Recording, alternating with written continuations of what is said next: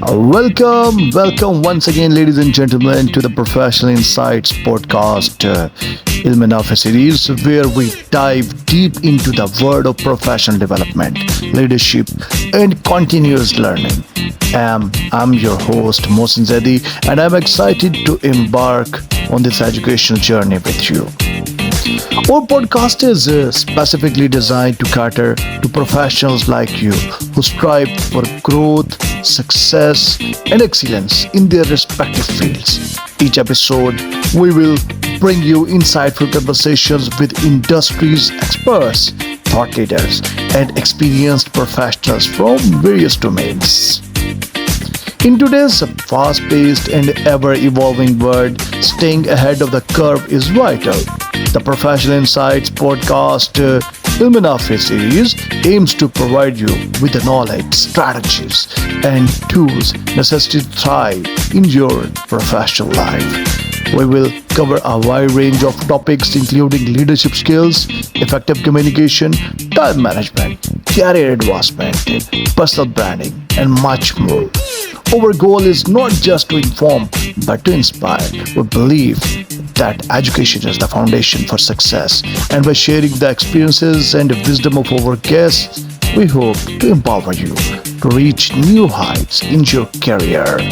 You can expect a diverse lineup of guests ranging from CEOs and entrepreneurs to renowned authors and experts. They will share the unique perspectives, insights, and actionable devices enable you to unlock your full potential. Whether you are a young professional just starting out or a seasoned veteran looking to expand your horizon, the Professional Insights podcast, Ilmenafe, is here to support you every step of the way. Join us on this exciting journey of the discovery, growth, and lifelong learning. Make sure to subscribe to my podcast and my YouTube channel as well, so you never miss a single episode. And remember, knowledge is power, and together we can elevate the professional world. This time we have Nancy Munton with us.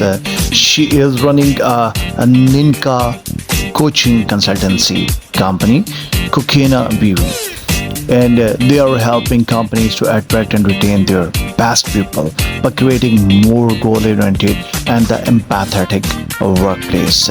So what they are doing, let me tell you something. What she wants to serve clients from all over the globe and aim to help executives and the teams see new possibilities and make them a reality.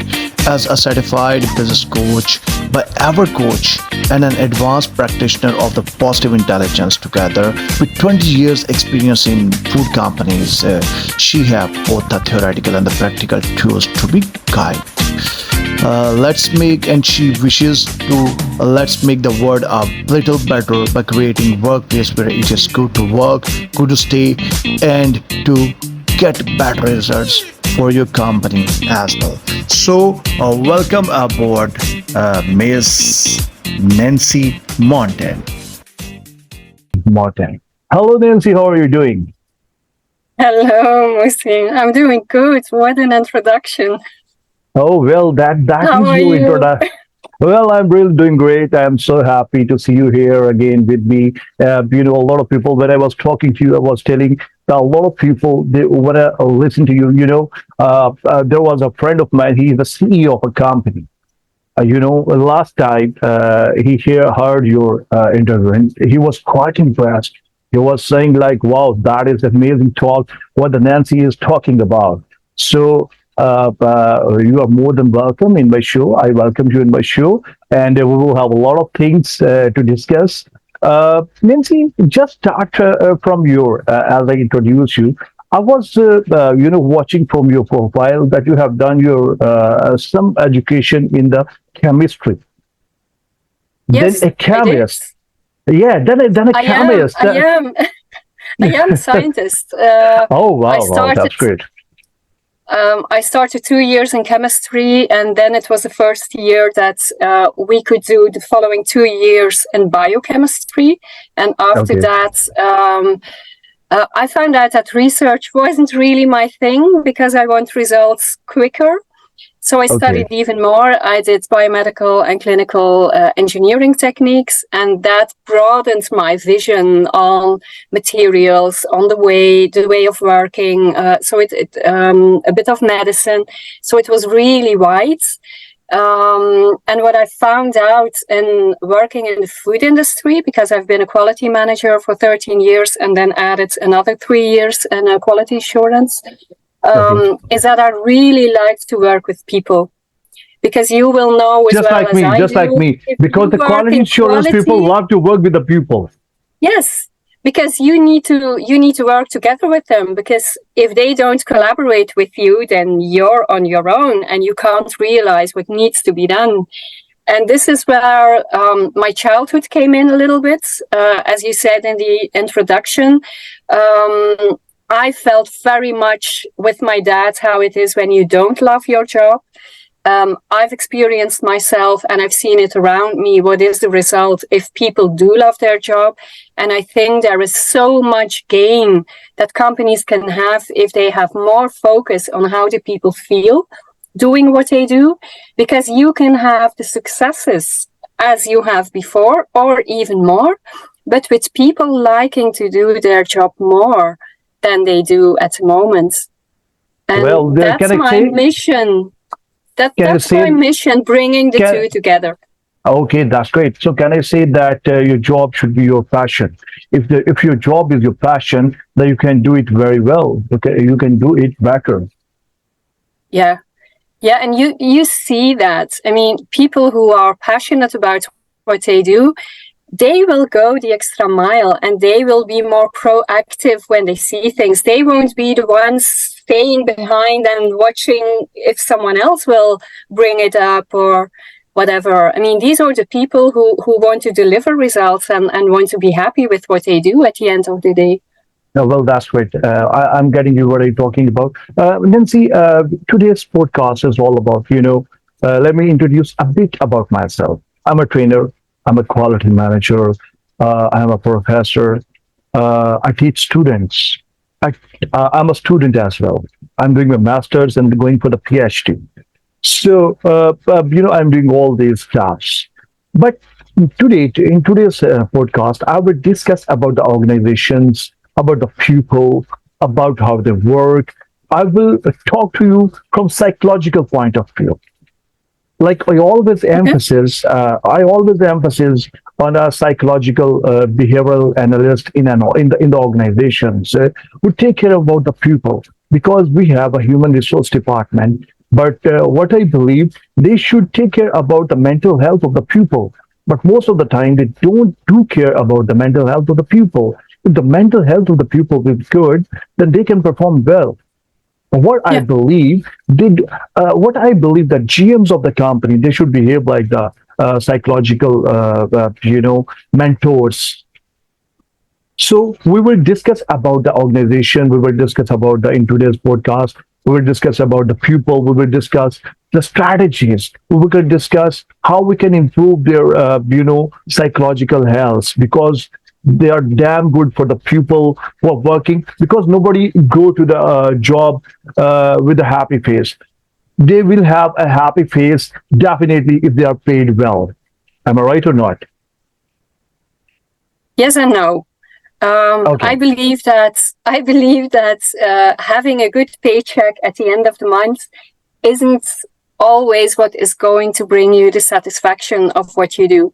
So Okay. even if you get well paid, if you are really bored, you are not respected for what you do, you are not valued, then the paycheck won't be enough to compensate. And for some people, it will, because at the end of the day and the end of the month, you need to pay your bills.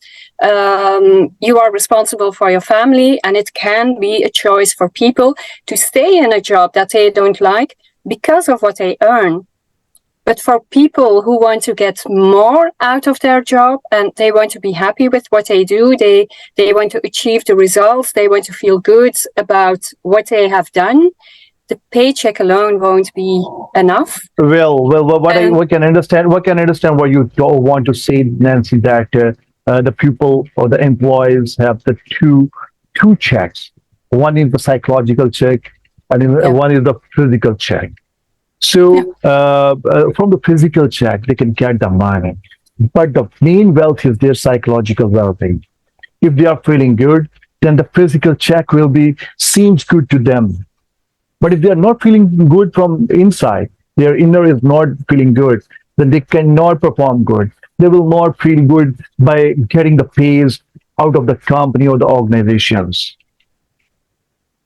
I think if you don't feel good inside, then it will be difficult to focus on the tasks you have to do. It's difficult to work together with the people around you, and then you may get the results that you need to have, but it will be much slower than if you do feel good. Okay, now another question which came in my mind, because whenever I talk to you, you always make the things simpler for me. So that's very good for me. So that is Okay. very good for me. Yes, yes, yes, yes. So this is the main thing in a good mentor, that mentor making the things simpler for you. So Nancy, just tell me how we can improve our focus. We have a lot of things in our minds. We are paying attention to our mobiles. Mobile screens. We have enhanced screen times. We are driving, and we are watching a lot of stuff. We have visual pollutions in our mind. I will call it the visual pollutions. What we want to see, and what we don't want to see. We see all kind of stuff, and that the pictures in our mind. So how we can be focused in this era where we have the visual pollution all around us? Please elaborate about it. Well, it starts already with making a decision that you want to be more focused and less distracted. And if you take that decision that you want to do something about it, one of the things you could do is put your phone aside. And there are some boxes with a timer. I never used it, but I know they exist, and it's with a lock. You can have them. Okay, But good. if you're strong enough with that, you can just say, I'm going to put my phone somewhere else. You can schedule your day in how you want to work, and you could, for instance, instead of really jumping into the emails and going from there, you could dedicate, for instance, an hour and a half, or even some time more, that you first will do the things that you really need to have done that day. And then you go to the emails, and you can say to yourself, okay, in a break, I'm going to take, I don't know how much time, but in that time, I'm going to have a look at my phone, to the social media, to the news, whatever you want to do. But schedule that time and use a timer if that's necessary. That if your time's up, okay, time's up, and you start working again. But organize it, because otherwise you just start and you get lost in the thing, and yeah, you end up Use it from just here continuously. to somewhere, Yeah. in the social media. You're very true. You're very true. But tell me, Nancy, that you're doing this stuff. That is very good. But I have seen a lot of managers and the top level personals. Whenever I go to their offices, they are using their social media. They are using their mobiles. They are. It means that they are not focused. And when a person is not focused, he or she cannot, what I will say, that concentrate on whatever is being asked or told to them. For example, if somebody is from the lower management is coming to them and asking something, but if they will be not concentrated, or they will not focus on the things being said, so the decision will be wrong. So Yeah, well, what do you say? Yeah, there you're getting in the point how important it is to be present at first, exactly. really have your focus with the person you're with, and to active listen. And active listen is really, it's listening on an active way. You're putting your focus on what the other person is saying and not all over the place. And then you will hear what they say, and you will hear what they're not telling. Because a lot of the communication is more than only words. I mean, it's only you have the words, then you have the tone of voice, which is about 37%, and 55% is the nonverbal communication. So the way you're talking, your facial expressions, your body language, and if you're not listening actively, you're missing out of all of that. And it may be possible that what people are trying to tell you is quite different than the words they are using. And if you're not actively listening, you may miss out on that.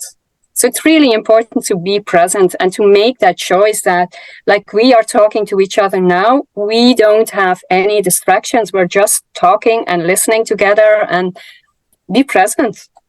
And this is my favorite topic, what you're talking about. I have on the YouTube channel, I have how we can be the best active listeners, and it's a 1 hour complete lecture on how we can be the good listeners. Because most of the people, Nancy, they used to talk to us just to reply us, just to tell us what they are in their minds. But when I am listening to you, I was like, I'm just nodding. I'm focusing on you, what you want to say, and I will definitely ask you many things about the non-verbal communications, because this is my favorite topic: non-verbal cues, non-verbal communications. Because if somebody is saying me, okay, I will definitely say, I will definitely do it. I will say, no, you will never do this. So what I will see his non-verbal cues as well. I will definitely talk to you about this thing. Okay, we have discussed about the focus. Now come to the organization. When there is an organization, there are people there, and I have heard the definition of the politics. Politics. When two persons combine together, the politics begins from the two persons. It just initiated. So when there are a lot of people in an organization, there are a lot of people, some in the quality department, some in the production department, some in any sales department, some in the top management. So there are a lot of conflicts, a lot of politics. So do you think how to handle them? Because most of the time people they just gave up, they left the company. So how you will guide them? How they can, like, I have a strong mind, I have a strong nerve. I can withstand them, but there are a lot of people who cannot withstand it. How you will guide them so that if there is a conflict, if there is politics in the company, how they will deal with them? Well, if you talk about politics, it often means that people are going to respond in a way that they think they are expected to respond, which means that they're not authentic anymore and they're not speaking up for what they really think. And if you want to get behind that, then it's needed to go back to the basics. And the basics is, how are you going to build trust? Because without trust in a company, without trust between people, you get the question on, if you work together with someone, are you really working together? Or is it something that the other person will become better, but at your expense? And then there won't be any trust. Collaboration will be much lower, and at a foundational level, people won't be willing to speak up and to do what is necessary, because people will just stay behind. And I think it's interesting to know that if you look at the kind of conversations we have between people, you can divide them in three types of conversations. You have one, like we already talked about. I'm telling you something, I'm giving you information, or you are giving me information, and that's all it is, an exchange in information. The second one is if we are really convinced of what we are thinking, and then I'm trying to convince you. And I'm not really going to listen to what you think because I'm convinced that I'm right and you're wrong. So you're advocating to convince the other Imposing, you person can say of what you think. imposing. Yeah, so that's the level 2 conversation. But in the level 3 conversation, we are open to each other's ideas. It may be that I'm wrong. It may be that I'm right, but we will discover that together and we will make something together. We will find solutions together. And this is the part where we get to co-create. And this is something I'm really convinced about, and my business partner, Gordon McArdle, as well. If you can build in the co-creation in your organization, the trust will come, the results will come, the well-being of the people will come, because you're in it together. And that makes the world of difference. So if you have conversations with someone, just think about what kind of conversation am I having? Okay. Am I just sharing information? Am I trying to convince someone, or are they trying to convince me? Or are we in it together? Do we want to make something together? And that's a whole world of difference. Nancy, that's amazing. You really give a very good answer. Why I always keep on asking myself, we are humans. We are all like the same human beings. We are different. Psychologically, we can be different, but we have the same needs. We want shelter, we want food, and we want a social life. So, as human beings, we all have some basic kind of needs. So we are all same, but some are treated badly in their childhood. Some are treated very nicely in their childhood. So they have the traumas in their minds. So they behave accordingly with the other people. So we have to see them. I'm a mechanical engineer by profession, but I always love to be a psychologist. I know most of the time I love to read psychology. I love to read people. I love to be passionate. Impassioned. I want to have empathy because when I read the people, I got empathy for them in my mind. I believe in the emotional intelligence. People don't have emotional intelligence. I was reading in a book, Emotional Intelligence 2.0. The author was saying that whenever you are going to the top management, your emotional intelligence getting decreased. When we are going to the top, your emotional intelligence, and what is emotional intelligence? How we see the other people by going into their shoes, how they are feeling, how they are emotionally behaving. So a good manager is having a high level of emotional intelligence, but a general manager or the director of the organization, they have the low emotional intelligence. So I'm also trying to work in my country, in Pakistan, that this behavior should be changed. For example, if we're firing a person, his whole family will be suffering. So why not we have a psychological, behavior? I call myself behavioral analyst, organizational behavior psychologist.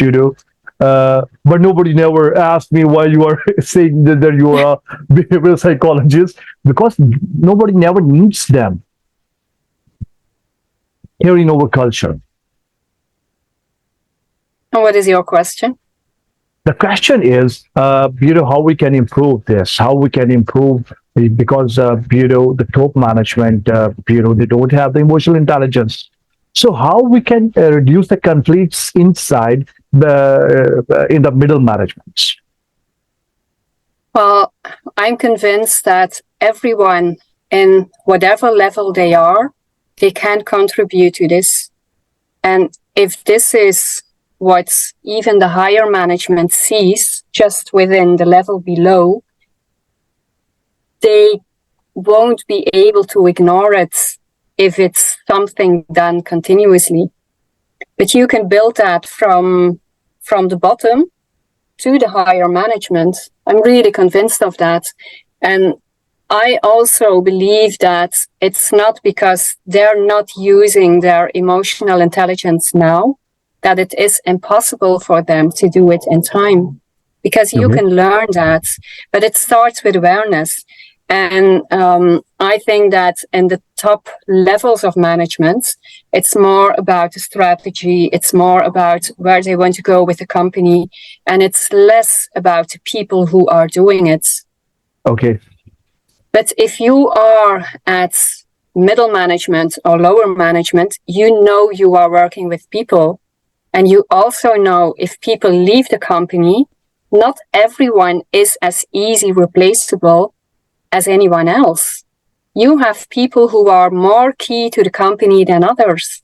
And I think if you focus on having people thrive in your company, even from the higher management on, you will have more people who believe in the company, who want to do good for the company, who want to do good for themselves, because it can be aligned. And in general, you will get way better results and better well-being. But it starts with awareness, and it starts with the willingness of people to be open for it. Because if they're really not open for it, no matter what you are going to say or no matter what I am going to say, they are just going to dismiss it. You mean there should be? Yeah, please if you carry can on. show by example what is the difference if you do, then some point I think a lot of people will see what difference it makes. Well, what is excellent. That was excellent. But what I believe that this ice breaking can be minimized by the social gatherings. Organizations should manage, some social gatherings where only this can happen on the tea table as well, on the dining table as well, where no professional talks will be allowed, and only the pupil will be talking about their domestic, issues, about their children, about their homes, not about their, professional well-being, Yeah. but they will discuss the matters. For example, I want to buy a new car, and my child is going to new school, and like this, and I want to improve my, social status. So like this, this is the way. This is the way the people, can have more socialized life in the organizations. Please carry on. Well, one of the suggestions I can make is a very good habit or to introduce in meetings is that everyone shares something they're really happy with, but also something they're struggling with. And the leader, so the manager or whoever is in chair of the meeting, should come first. They should lead by example. But if people can share what is going good for them, but even what is challenging for them, you will get you get to know them more as people and not only for the role they are having in the company. Because if you're talking about emotional intelligence, it is very correct that you're stepping into the shoes of the people you are talking to. And if you know what is going on for them, then it's easier for you to understand what they are going through. And you will never know exactly because it's their story, it's not your story, but it will be easier to connect with them.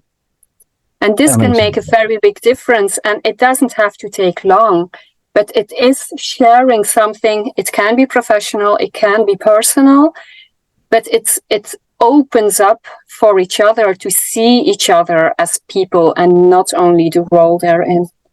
Absolutely true, Nancy. You are very true. Okay, just I want to ask another question from you. That if we talk about the project management, every time the teams they hired the new teams, they have the new teams. So I am going to ask you about the trust building. What do you say? What is a team and what is a group? How we can convert a group into a team? the team is Well, like this, the group is like yeah. scattered, so how we can put together like a team? Well, I think the first thing is understanding how trust is built, because trust as such isn't a goal, it is a result. And it starts with your competence. And I like the image of you are only going to step into an airplane if you know that the pilot knows how to fly. Because otherwise you won't do that, because it's not safe to do. So you need to show the competence. The other part is integrity. Are you talking to the people, to them in the same way as when they talk about you to other people? I mean, you have to be integer in what you do and what you say, and then you will build the trust. And then the third part is the benevolence. I mean, you need to have their best interest at heart, because otherwise you get into the politics again, as you talked about. But know that even if you have those three perfect and you have done everything you can, it is still depending on the people you are working with, because they have their own story, they have their own experience, they have their own cultural backgrounds. The risk aversion can be different. So it may mean that some people need more time and more building trust than other people, even if you do everything right. But start with the competence, the integrity, and the benevolence, and then the chances that you will be able to build a trust are already way bigger. And this is for people who are interested. My business partner, Gordon McCardle, and I made a course on that on Udemy. Okay. I'll share the details with you. Yeah, If they sure. are interested. Just tell me if some of our viewers they want to use that course. Please tell us about that course. You can tell us so that they can be a beneficiary of that course as well.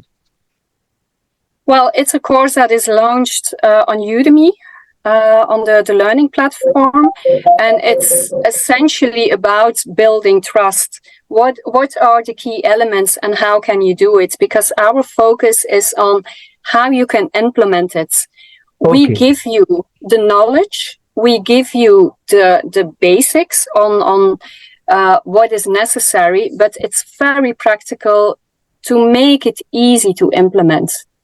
So for people wondering, okay, we want to know more about it and how we can really start building trust, go to Udemy and look up Gordon McCardle or Nancy Munton, and you will find us. I will definitely share a link of this course at the end of the this session.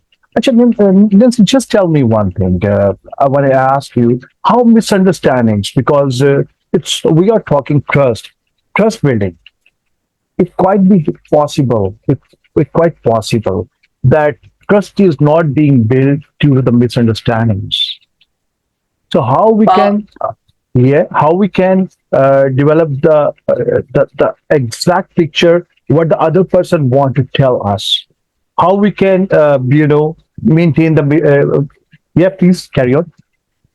well, one of the easy ways to do that, if you are having a conversation with someone and you want to be sure that you understood each other the right way, is repeat what you heard. Is Report this what building. you're Is it, saying? this is called the report It's building. it's yeah, but it's more than report building. It's also if you are talking about something and you're making an agreement on some action steps that are need to be done, is repeating, is this what you meant? Because otherwise the other person can be convinced I've explained it well, you can be convinced I understood it well, and Exactly. actually you have completely two different things in mind. So That's true. clarity is so important, and it's just by asking questions and asking the confirmation, is this what you meant? And Exactly. this will save a lot of headaches. A lot of headaches. There was one of my friends, there was one of my colleagues who always, I always keep on reading the person. He always keeps on repeating the last words what I tell him. You know, I was saying that you are looking good. So he was saying, "Oh, yeah, I'm looking good. So, sir, how you are doing?" So I was like, what he is doing, he is building rapport with me. And he was such a great friend of mine. And he was doing all the time. Whatever the lines I was telling him, he was repeating the last two, three words of that line. So this is the best phenomena to develop the report and telling me that, sir, I am listening you carefully. What are you talking about? I'm quite clear what you are saying. Well, I think you can add to that by asking why he is doing that, you understand his reasons. Because we aren't mind readers, and people may have a reason to do what they do and to talk in the way they do, or even why they have a certain perception of things, even if it's not true. But if you're asking about it, you can understand where the person is coming from and why they are saying what they're saying. And then it's easier to see what is the common ground and how can you understand each other better. And then you get again in the emotional intelligence, Yeah. really understanding each other. Amazing, amazing. Nancy, tell me one more thing. I want to ask you a lot of things that how we can build the relations on the professional. We are talking about the organizations, so I will be more specific regarding the organizations. So how we can build a professional, relationship with the pupil in the organizations? Because what I have when in the start of my career, I was like, what I'm a quite, educated person, but I am unable to develop a good relationship with every person. So how a person like me can develop a good relationship with every person for the working relationships? Well, I think one of the things you can do is do regular check-ins and just ask, what do you need? How is it going for you? What is going well? What are challenges? Do you need my help with some things? Because if they have the opportunity to say what is going on for them, then it's easier to see what exactly they need to do their job well. And they will be seen and heard, which makes it easier to build a relationship that you really work together. It's very different from me telling you what to do. I'm asking you, how are you doing? Is it working out for you? Do you need some help? Is everything clear? And by doing the checking in, you're building rapport and you're building trust, and be sincere in what you do. Because people feel it. When you're not sincere, they can tell. They have a radar for that. Really be sincere. So they will say, okay, okay, well, I'm very sincere with you. They will say, I'm very sincere with you. They will say like this, like this. They will touch your touch their faces when they are believing from inside they are different and portraying something different. Well, if you're not sincere, they will know. I mean, people just feel. So you need to mean what you do. Yeah, Nancy, I'm sending you the link again. I have 40 minutes is over, so I'm sending you the link again. Okay, kindly Okay. join again. Okay, thank you, thank you. Okay.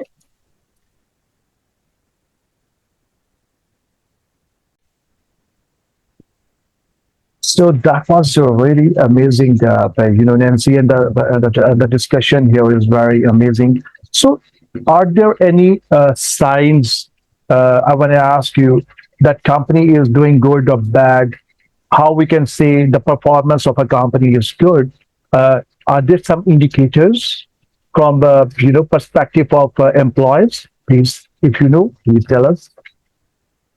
There definitely are, because at the Congress, I saw the presentation of a crisis manager who shared his experience of over more than 15 years. And he told us that if you look at companies who are getting in financial troubles and you look into detail, then in many companies, 2 or 3 years before that, the people on the floor see the signs already. If there are cuts in investments, if there are cuts in education, if they try to minimize a lot of things that are really essential If for they the don't get company. if they don't get increments. Yes, and you see that often it's about budgeting and getting things, more things done with less money, and they're cutting on maintenance, education, the number of people, getting that to the minimal to get the maximum of profits. The people already feel that the organization is getting backwards, and you won't see it in the numbers immediately. That will follow in 2 or 3 years. And this is what this person said. This was a staff Tubex. He said that if management would listen to the people on the floor, they would be able to prevent that in time. You need a crisis manager like him. Because the people on the floor know it in many cases sooner than the management does, because the financial numbers follow with a couple of years Nancy, but on what is happening on the floor. what I'm thinking right now, who will tell the top level managers that we need a crisis manager? They say that they are always right. They don't want to listen to anybody. That's why the company is going to be in that stage. How anybody convince them that they need a crisis manager if they don't have that capabilities to put the company in the better way, you know? Well, what he explained is that you don't just get there at once. This is very gradually, and it's based on all the decisions that were taken by the management. But if you see that they really need someone to get the company back financially sane, then in many cases, all the decisions that were taken, they are reversed. Because you need those things to get the company sane again. And having all the budget costs, it can help in the short time. But on the long run, it can really undermine the company.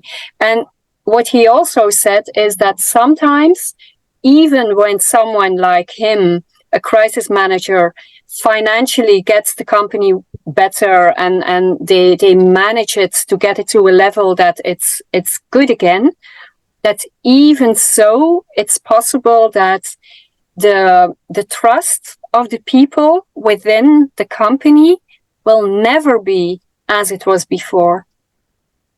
Even if you put everything in, so all you can do to prevent, to really get to that point, is really important.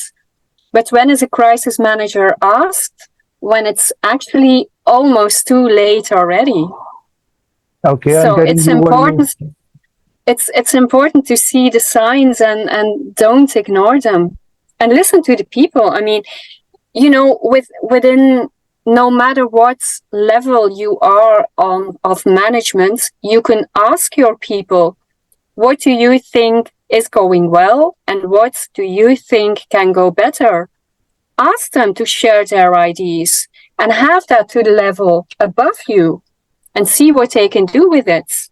What I believe that in the Eastern countries, in the underdeveloped countries, the employers are never open up in front of top management. Yeah. You know, when they talk about the cost reduction, I believe on this thing that while considering to lay off all the employees or to lessen the employees, the cost reduction phenomena will be minimum to the employees. You can cut the cost through reducing the rejection rates. You can cut the cost by reducing the reworks. You can cut the cost. There are so many ways by reducing the scraps. Why you are cutting and laying off the employees who are the true assets? I was reading one of the Bedford's CEO in the past. He was saying, just give me one team. Just give me one team. I can develop 12 more companies like this. General Motors. So it means that if a person is not trying to build a team, then definitely they will lose something else. So, Nancy, just tell me another thing that what you people doing in the Belgium? You are living right now in the Belgium, and what your company is doing, how you are, working in the Belgium, how you approach, organizations, and how organizations, uh, taking you people. Are you taking you seriously? The suggestions you are giving me, or they are saying, okay, fine, we will do it yourself. We know it very well. Why you are telling me, why you are mentoring us? We don't need you. So, what are their response regarding, this is one of what I believe this is the one of the best things you people are doing. So that's why I'm interviewing you. So, what is the response of the organization when you go there? Well, I have to be honest, I only want to work with companies who are willing to do something with it. Wow, Because amazing. why would you make an I'm just gonna call it a photo, because when I come into companies, I'm looking at what are the strengths, what are the areas of improvement. But if the company isn't willing to do anything with that, then why pay the money to someone like me to have that photo taken? Why would you do that if you're not willing to do anything with it? And if they are willing to do that, that's the first thing to do. Where is your company at? Where are you good at? And where are your challenges? And then it is planning out a roadmap to see what is necessary, because every company is different. Some companies, the communication is already good, but the data analysis isn't good. The systems and procedures can be okay, but communication can be challenging. You need to assess where is the company at for now, and what do they need to get to a level that you have the results and the well-being of the people together. And it's based on that we implement it. And then at the end, we make an analysis of, okay, we've done all of this now. What else is needed on your own or with my help to get on further? But So, if they're not willing to do that, why even make the assessment? I'm not willing to do that. They really need to be open to it. Otherwise, it's for nothing. exactly, exactly. You are right because if the top managements will being a quality assurance managers, we believe that it's a top management's will which is doing everything what we want to do. We want to implement any SOP. If we want to implement any policy within the organization, then we have to take into confidence the top management. If they are with us, Yeah, and definitely. I agree with you. And what is also the case, if you don't have the trust in the company or the organization, and you don't have the psychological safety, even if people see that things are going wrong, they're not going to speak up. They're just going to be silent. They are letting things go. Complaints How will we can, follow. Nancy, how we can make them, to talk about their problems. I want them because, most of the people, they are not that much confident. They are, they are facing it. They are burying it in their hearts, but they're not telling anybody. How we can make them to tell to the top management about their problems? But they don't tell it to the top management, they tell it to their managers, to Their their managers. leaders, Okay, because okay. those are the people they work with. But those people have to be open to listen to them.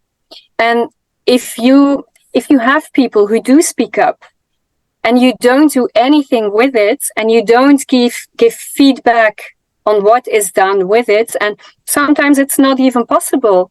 But if you explain, okay, it's a very good point, but at the moment it's not possible to implement it, we will keep it in mind for whenever the moment is there that we can do anything with it, but keep giving us the ideas. If they get this feedback, then they will be willing more to share with you. But if they share and you don't do anything with it, for starters, they won't do it a second time. if they share it and they're getting a lot of negative comments and really feel visualized, but in a negative sense, people won't do it. Because why would they? It's safer just to be silent. So you need to create that environment that they know and they feel they can speak up, that there won't be negative implications if they do. And you can share from your side as well, okay, this is challenging for us. We need to find solutions to this or this problem. Because if you're giving the image that you have all the answers, then why would they make suggestions? Excellent. Nancy, I have another question in my mind. This is an era of social media. Everybody is, using the social media. So we have the Gen Zs. Gen Zs are the, generations getting into the organizations pretty soon, right? So they don't want any, policies like this. Don't do like this. Don't sit here. They don't like micromanagements. No. So I have seen I have seen this a lot of places, but 2021 is the biggest resignation year in the history, and it's still getting right now. Why people are leaving their jobs, and it means that they want something else. Please elaborate about this thing. Well, that brings us back to the beginning of the conversation. The paycheck is only one part.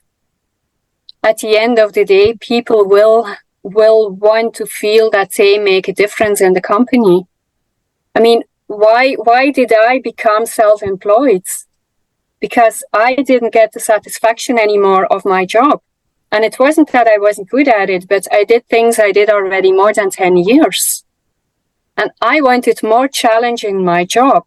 So many people, if it's not only to have the paycheck at the end of the month, they want to have the feeling that they matter and that what they do matters for the company. And this is what they're searching for. They want to be part of what the company does, or get the satisfaction of their job and know that what they do makes a difference. Okay, but there are. I got you what you want to say, but there are a lot of people who are the youngsters. The company owners, they are saying that we train them, and they just leave within 6 months after we train them. So well, then I think one of the question is also what kind of working culture do you have? Because if you're focusing more on what will keep people into the company, which is how can they grow as a person, how can they grow in their competence, how can they have more autonomy. So instead of me telling you what to do, that they can organize a bit what they do themselves, and they want to have a feeling of belonging. And that can be that they can align with what the company does, but that can also be aligned with the colleagues they have. I mean, I know people who stay in a company because they like their colleagues that much, because of the sphere, the atmosphere. But those are the three parameters which are determining the internal motivation. And it's always a mix. External motivation, so what is the paycheck, what are other advantages they get, but intrinsic is what gives you a good feeling when you do it. You know why I'm laughing, because just after 3 days, one of the biggest government organizations, they invite me, and they are saying me to motivate their employees intrinsically or extrinsically. Perfect. Perfect timing. So I have just made a presentation and to their director, and I have given all the points of what is the comfort zone, how we can destroy the comfort zone, how we can get into how we can improve our productivity, and how we can motivate the motivation one, intrinsic, motivation 2.0, motivation 3.0, and there are a lot of theories or the strategies I will discuss. I will try to motivate them within 1 hour of my training. It sounds like a perfect challenge for you. And I Exactly. hope they implement technology. I mean, that's the first step, learning on how you can do it. Because this is what I learned. I don't know how it is in Pakistan, but I can imagine it's a bit similar at what we do. You don't learn this at school. You get in a job, you grow in your job, you do the best with the knowledge you have, and it's only when you're learning more about this that it's opening your eyes on, but maybe we can do this and this and this, and it will make you better at what you do than without the knowledge. But the knowledge is the beginning, then is the implementation. With your permission, I will elaborate it. Do you just what I have in my mind, you are telling me, and what I have in my you have in your mind, I am telling you. One-to-one conversation. So I will tell you more about this. I was telling you about my organization called Hope. Why I have made it Hope means House of Professional Education. It was 10 to 12 years ago. Why I made it. There were engineers who were coming for the internship in my organization. And one of the engineers asked me a question. He asked me, "Sir, over universities are teaching us everything, but they are not teaching us the skills which we want. They are not teaching us the skills of the life." So I said, "You have asked me a great thing." So I decided to lessen the gap between the organizations and the technical institutions and the educational institutions. So I'm just developing that skill sets, which the universities are not providing. For example, I have and you have an experience of 20 years in the organizations. That's why we know the psychology of the employees. Yeah. But a person, a student who is just leaving the education institution, he doesn't know anything about the organization, how it will behave, how it will work, how will improve the skill sets. And let me tell you something: most of the institutions, I'm really sorry to say, they are just they are not providing anything but just getting money, and they're just giving the certificates and saying that you have the skill sets. So when they practically implement those, they want to practically implement those skill sets somewhere. They said, "We don't know anything. We have a certificate." They said, "How you will implement that skill sets into the practical world?" So that's why I have made the whole House of Professional Education, and I do the webinars. I do the training sessions. It's totally free. I'm doing it totally free. You know why? Because I just need the prayers of the people. Why I'm doing this? In our country, the people can't afford it to get the hire. Because I have got a lot of things in my life, but those who don't have, I'm making them easy for them. So that's why, what you are saying, that they don't have the skill set when they leave the university. That's why, I have made this Hope organization. So we can make it further. I am also working on the workshops regarding sustainability. Sustainability is a hope. So I hope you will also work on that as well, Nancy. Well, you mean the sustainability on environment? Or what Yes, kind of yes, sustainability? sustainability. We have 17 sustainability goals according to the United Nations, and everybody is working on them. The whole world is working on them. So I'm doing the research on the sustainability. It got the 17 goals: women empowerment, education, water sanitation, clean water, and the minerals, and clean energy, and total they are 17. So in the 2015, in the Paris, NDC agenda was that till 2030, we will stop the climate change. We will reduce the Earth's temperature up to, it's going to be 2 degrees till the end of this century. So what the scientists want, they wanted to do it to 1.5 degree and the 1 degree centigrade. Until 2015, we don't have any carbon emissions in the whole world. We want to make, yeah, please carry on. Well, I'm going to be honest. This is not my area of expertise. Okay, So I'm not going to go into this. Because I believe that if we talk about things, I have to know what I'm talking about, and this is an area I don't know enough about. And you are So doing it, really, that's a great. You are doing a great job in your area, you know. well, if it is about training and leadership and having more well-being in the workplaces, then in that part, yes, I do my role. But the other ones, I mean, you have to stick with what you know and don't just go around.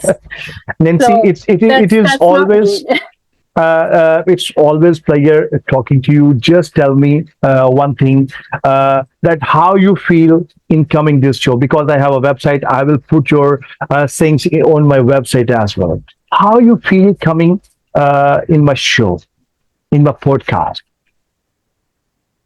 Well, I was very glad to be invited the second time, which means that it was very positive the first time. And I'm always trying to give some people, well, to give some ideas on how to implement the things, because knowledge is only the beginning, and putting it on your website is just another way of making it more visible. Because Exactly. I truly believe that having successes in the company can be perfectly matched with more well-being in the workplace, and to be part of that makes me very happy. And it's really a pleasure talking to you. Thank you so very much. And I hope so that you will get time. And definitely, I want to make it at least once in a month. I know you are quite busy. You have a quite busy schedule, but for my, listeners, or who watch you, just once in a month, we can do a podcast for them, right? We will work something out. I can't promise now that it will be once a month, but we will work something out. Okay, it's really pleasure talking to you, Nancy, and we'll hope to catch you soon. Okay, pleasure talking to you. Okay. Okay, Thank you. take care. Thank you, pleasure. Bye-bye. Okay, bye bye. Bye.